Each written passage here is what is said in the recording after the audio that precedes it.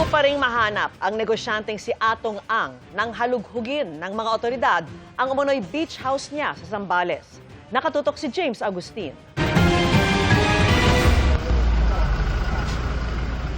Bitbit ang arrest warrant para kay Atong Ang mula sa Santa Cruz RTC. Tinungo ng NBI NCR at NBI Olongapo ang umano'y beach house ni Ang sa barangay Pundakit, San Antonio, Zambales. Pinarap sila ng caretaker at pinapasok ang 5 operatiba base sa pakipag-ugnayan ng caretaker sa telepono sa kanilang abogado.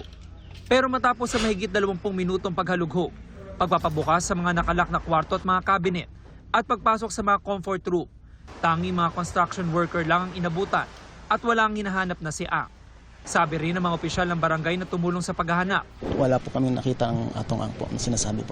Ayon sa mga caretaker din, kasi matagal na rin po tayong punong barangay or kapitan dito sa barangay, ay pag-aari po ni Boss Atong Ang. Pero hindi ko pa po siya nakikita since naging kapitan po ako. Wala rin nila silang napansin naglalabas-masok sa property nito mga nagdaang araw. Actually, labas-pasok kami dito dahil nga po laging tinatamaan ng bagyo po ito.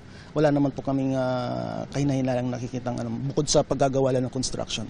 Dahil bigong matagpuan si Ang, ipinareceive na lang sa punong barangay at caretaker ng property ang arrest warrant para sa mga kasong kidnapping at serious illegal detention. Sir, gusto namin matanong, ito ba pagmamayari Atong Ang o ano po? Sige po, sir, salamat po. Para sa GMA Integrated News, James Agustin, nakatutok, 24 oras.